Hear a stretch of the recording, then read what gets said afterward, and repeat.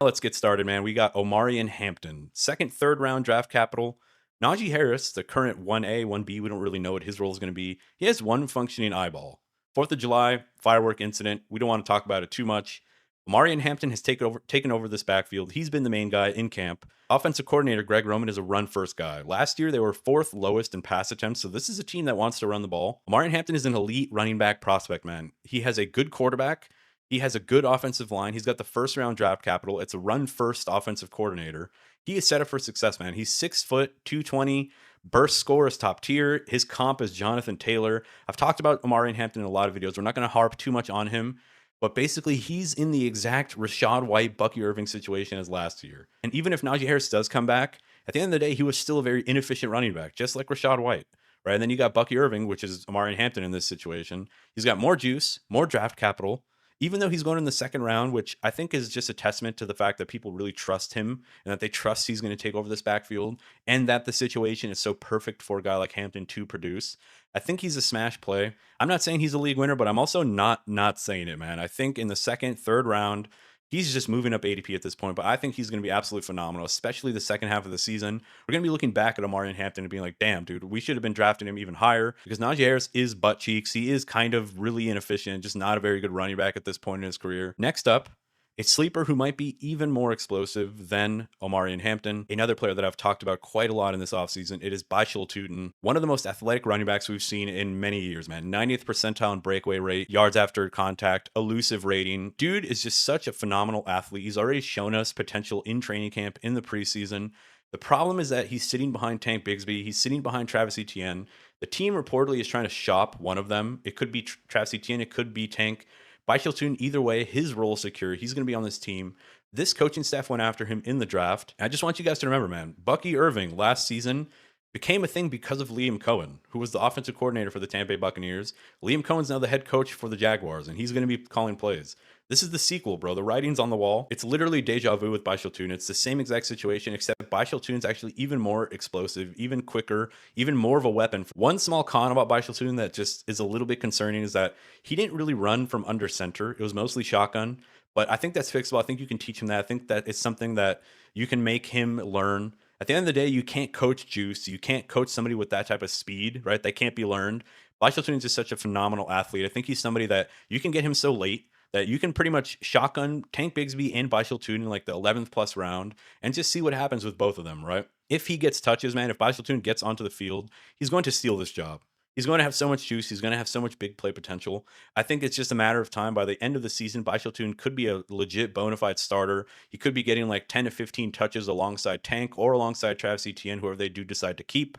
And now we move to the next running back. It is Jacory Croskey-Merritt. You guys are probably tired of hearing about this guy. Bill is his nickname. It's probably the best nickname in football. The Commanders are not tired about hearing about this man. They were so not tired that they shipped Brian Robinson off to the 49ers. They traded him for like a 5th round pick because they love this guy, dude. They love JSM. They love Bill. Yes, he's a 7th rounder, but he flashed a lot of potential in the preseason as well as in college. He was a very productive running back. Austin Ekeler is still there. Austin Ekeler is going to be the 3rd down guy. Chris Rodriguez might also be there on early downs. He might get a lot of early down work, 1st and 2nd down. But I think JCM, man, I think he can take that role over from Chris Rodriguez, who's really just a guy. He's a journeyman. He's been on so many different teams. I think it's going to be JCM. By the time the second half of the season comes, this team's going to realize that they want to just use their younger guy, use the guy with more juice, the guy that they were willing to ship Brian Robinson off for. And keep in mind, man, the Commanders' offense is an offense that we do want pieces of. It's going to be a very good offense, and we want pieces. The problem is that you got Ekeler, you got Rodriguez, you got Debo taking snaps, you got fucking JSM, dude. Or JCM. It's going to be a brutal committee at the beginning, but I think we're going to get some clarity by the time the season ends. I think Eckler is going to maintain his role, but remember, he's getting older. He could get injured. I think JSM is eventually going to take over the early down stuff, and he's pretty much going to be in the Brian Robinson role, except I do think he has a little bit more juice than Brian Robinson. Brian Robinson really didn't have a lot of like breakaway speed. He never had any like big chunk gains. He was just a grinder. He was just like an early down between the tackles grinder. And as I mentioned, man, if Ekeler or Rodriguez goes down, I can see 15 touches in the cards. If not, it's still going to be usable in your flex for like some touchdown upside if you're in a pinch. And the next player is kind of the opposite of that. It's Dylan Sampson, running back for the Cleveland Browns. Judkins is in contract limbo. Allegedly, he kicked his girlfriend in the face or something. I don't even know what he did. The charges were dropped, so Judkins is currently in limbo. We don't really know if he's going to get a contract.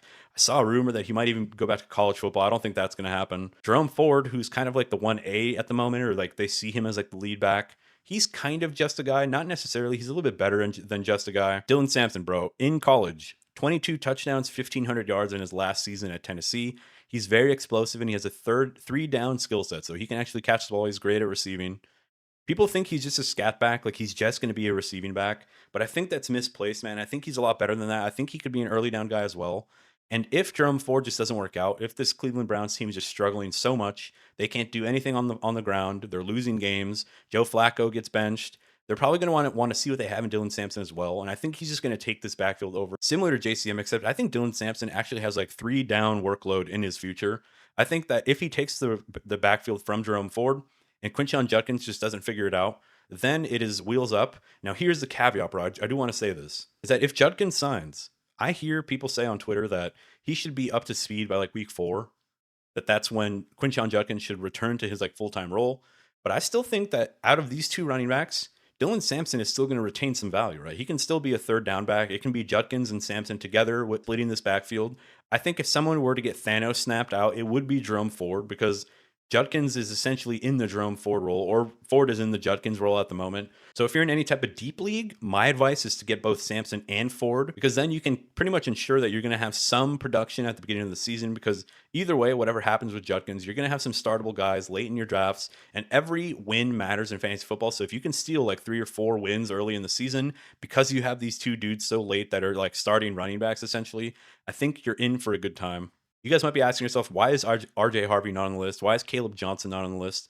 Let's talk about it really quickly. With RJ Harvey, you get him in the 5th round. It's a little expensive. Sean Payton always wants a committee.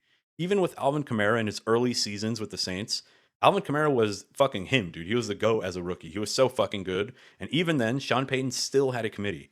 So I'm worried that RJ Harvey's going to be in a similar situation. I don't know if he's going to get the volume that he needs to be like an Alvin Kamara rookie type season. I don't think he's ever going to have the backfield fully to himself. Even if Dobbins were to get injured again, I do think Sean Payton's going to try to figure it out with a couple of backs. That's just how he likes to operate. So that's why in the 5th round, I don't view him as a league winner. I don't see the upside, like the high touch upside. And the thing about Kaleb Johnson is that he has Aaron Rodgers as his quarterback, who's super immobile. He cannot move through the pocket. He cannot escape the pocket. Because of that, Aaron Rodgers is going to need a good pass protector. Jaylen Warren, who used to be the 3rd down back most of the time, is a very good pass protector. One of the best in the NFL.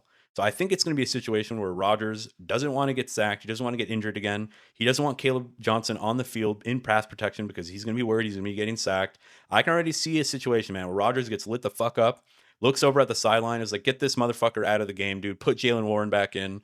And that's what I'm worried about. If Kaleb Johnson can improve on that and be better throughout the season, then I can see him, getting more involved and being more of a full-time player. Because Jaylen Warren, let's be honest, he's kind of just a guy. He hasn't really done too much with the opportunity that he's gotten in the past. So Kaleb Johnson can take over the backfield, but he's also still a little bit expensive. You get him in like the 6th, 7th round. So that is the recap, boys. Those are 4 rookie running backs that I think can be this year's Bucky Irving, that I think can help us win leagues by the end of the season. Hide this video from your league mates, man. Or better yet, send it to them after your draft so you can still help your boy with the algorithm, but you're not giving them the secrets. Again, I just want to remind you guys, giveaway, be a subscriber, like, comment down below, and I'll give you my draft guide fully for free. I'll send it to you personally. So that's all for the video, man. That does it. I will catch you guys in the next video where we're going to be talking about rookie wide receivers next. So stay tuned, man. That video might actually go out today on the same day. So we're doing 2 videos a day, man. It is draft season. The season is upon us. Trying to hit that 1,500. Trying to hit 2K subs, even if that's possible. But in any case, I will catch you guys in the next video, man.